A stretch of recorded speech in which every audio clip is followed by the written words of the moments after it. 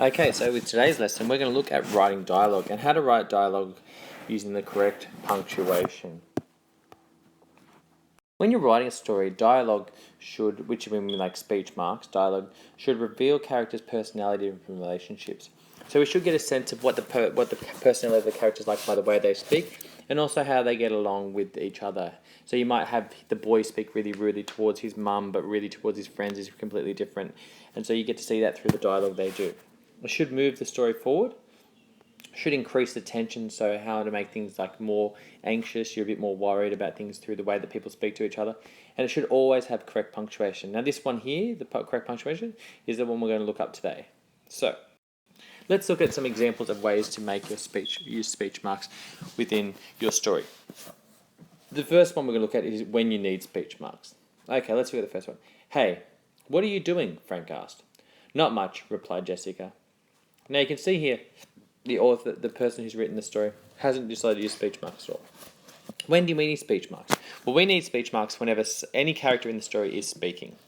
So if you see down here, where, hey, what are you doing? We put the speech marks before the hey and after the doing. Frank asked. We don't need that around that because nobody said that. Not much, replied Jessica. So you can see there, we're putting the speech marks around the things that the people say. Not very hard, very simple one. You should know that one already. So we're going to move on. Okay, so the second example is, when do you start a new line when you're writing dialogue? Now the rule is, every time a new character speaks, you need to start a new line. So, if you have a character say something and then the next character says something, you need to start a new line then. Otherwise, it turns up that it gets all jumbled up like this in one big chunk of passage, and it makes it really hard for us to read as a reader and really hard for us to read quickly. Most readers like to skim through pretty quickly, and if you have dialogue like this, it makes it hard for us to read.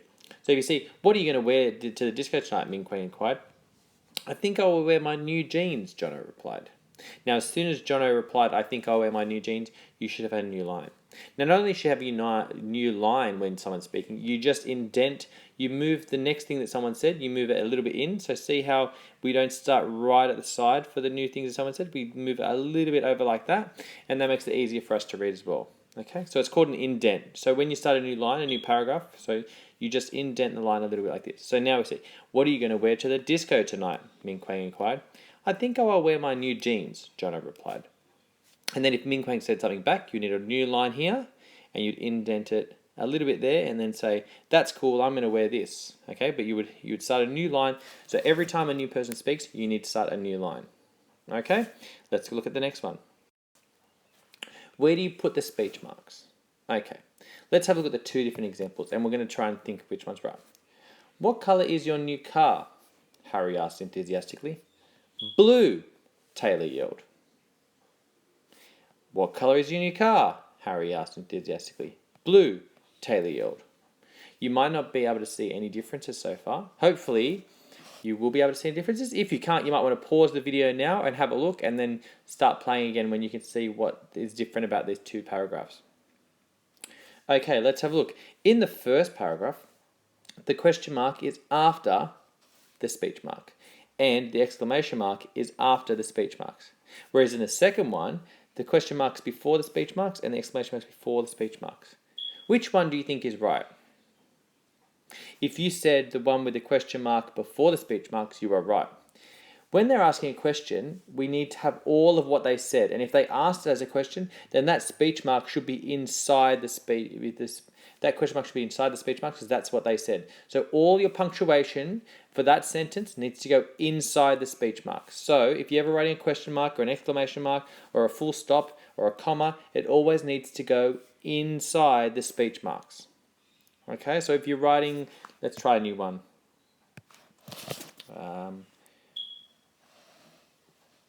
Let's say, watch out. And then it's like someone's screaming it, so you put the speech mark, should put speech marks here. Watch out. Then you have your exclamation mark, then you end it. Watch out. Stephen yelled. Need a space there. So you can see that the exclamation mark's inside the speech marks. All right, next one. Okay, so example number 4, making your dialogue more interesting by changing the structure. Now, with these two sentences, nothing is wrong with either of these two sentences. In fact, they're actually quite good sentences. But we're going to look at the ways that one might be a little bit better than the other one. So if you have a look at the first one, it says, wait, can I come? John said nervously. There is absolutely nothing wrong with this sentence. We have a speech mark at the start of the sentence, a speech mark after the sentence. We actually have the speech mark after the question mark, so they've done the right thing there. After the word wait, they've had a comma. They had John said nervously. They didn't just say John said. They had an adverb to say John said nervously. So this sentence is actually structurally very, very good. But we're trying to look at ways that we might want to make the sentence a little bit more interesting.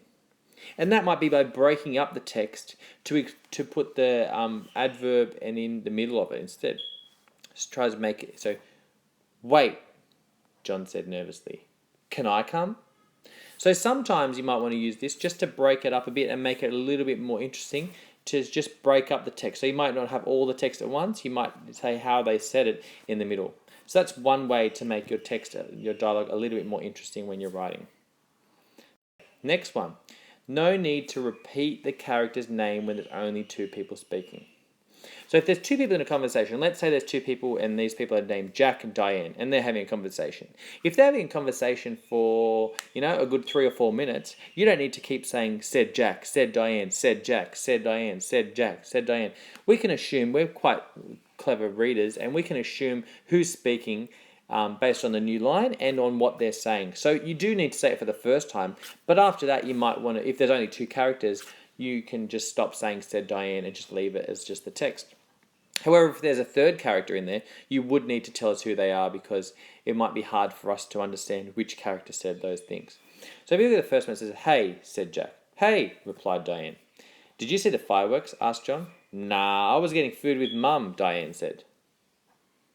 Okay, let's have a look at the way that you can change that. So it says, hey, said Jack. Hey, said Diane. Now that you've got a new line down here, you can assume that Jack's the one speaking. So it says, did you see the fireworks? No, I was getting food with Mum.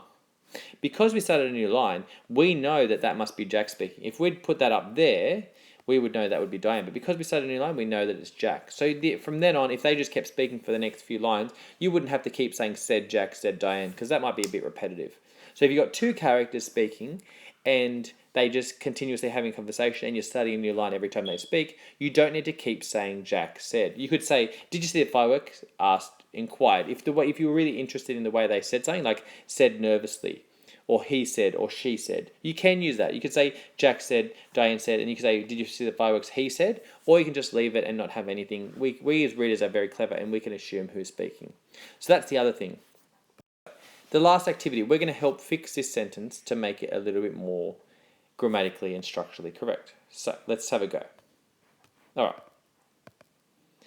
I want you to stop the video now for about 20 seconds, 30 seconds, and have a look at the things that you can already identify that need to be fixed. And then when you press play, we're going to go through them and you can see how many of them you picked already. All right. I'll let you pause it now. When you finish, push the button to press play again. Okay, let's have a look. Let's have a look at the first thing. Let's read it. Hey, John screamed. What are you doing in my house? Sarah mumbled. I thought this was my house. That's a total lie, John replied. All right, let's have a look first. So, hey, John said. Okay, we need a speech mark there. Do we put the speech mark before the exclamation mark or after? If you said after, well done. Hey, John screamed. We need a... Sorry, John screamed. We put a comma there. Hey, John screamed.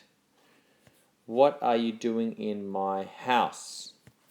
So this is one of the ones where they've broken it up with, hey, John screamed, what are you doing in my house? They've broken up the text by putting what they said in, how they said it in the middle. Then we have Sarah speaking. So we need a new line. Okay.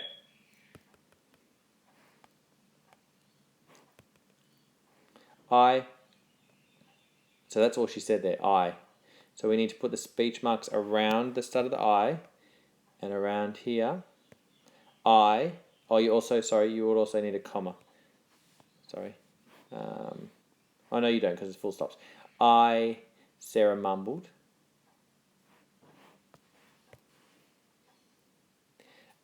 Sarah mumbled. Okay, now she's speaking again, so we need speech marks. I thought this was my house.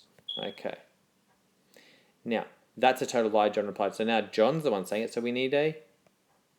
Oh, what did I do wrong here? I put the speech marks around before the full stop. That's wrong, so I need to put the full stop first, then put the speech marks there. Now that John's speaking, I put it... There we go. And then around that's a total lie. I need a comma there. Then the speech marks, and then John should be in capitals. John replied. Okay. Now, if Sarah decides to speak again, you can say Sarah again, or you could just completely leave it out. Okay, so you can see there what I've done is I've put the speech marks in the right space. I've used a new line. I have put the comma in, so you can't say, when you're writing that's a total lie, you have to have some sort of punctuation. You can't just have that's a total lie like that. You have to have a comma there, or a full stop, or a question mark, or an exclamation mark. Okay? That's a total lie, John replied. I hope that this has helped you. So you can see from today we've learnt that... What have we learnt? Let's have a think about it. We've learnt how to... when to use speech marks. We've learned about... what else have we learned? We've learned about where to... So when to use them and where to put them. We've talked about starting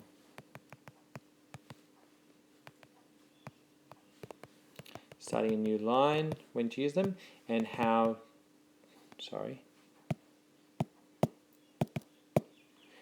to make speech